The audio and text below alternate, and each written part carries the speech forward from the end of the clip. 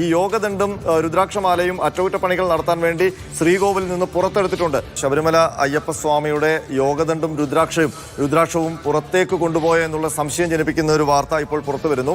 അത് 2019 മാർച്ച് മാസത്തിലാണ് യോഗദണ്ഡും രുദ്രാക്ഷമാലയും അറ്റകുറ്റപ്പണികൾ അതിൻ്റെ കേടുപാടുകൾ തീർക്കാൻ വേണ്ടിയുള്ള ഒരു തീരുമാനത്തിലേക്ക് ദേവസ്വം ബോർഡ് എത്തുന്നത്.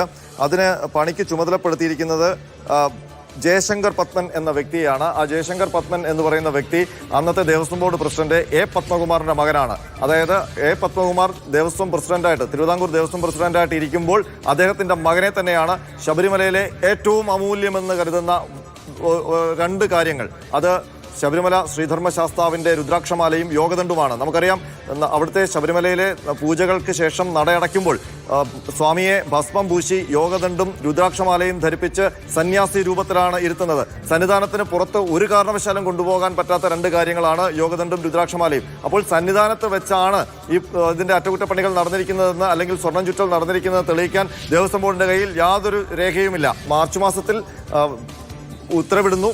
ഏപ്രിലിൽ ഇത് തിരിച്ചു വന്നതായി അല്ലെങ്കിൽ തിരിച്ചു വെച്ചതായി മഹസറുണ്ടാകുന്നു. അപ്പോൾ അതിനിടയിൽ രുദ്രാക്ഷവും യോഗദണ്ഡും എവിടേക്കാണ് പോയത്? അത് സന്നിധാനത്ത് തന്നെ വെച്ചാണോ ഈ സ്വർണ്ണച്ചുറ്റൊക്കെ യോഗദണ്ഡിൽ ഉണ്ടാക്കിയത് എന്നുള്ള സംശയമാണ് ഇപ്പോൾ ഉയരുന്നത്.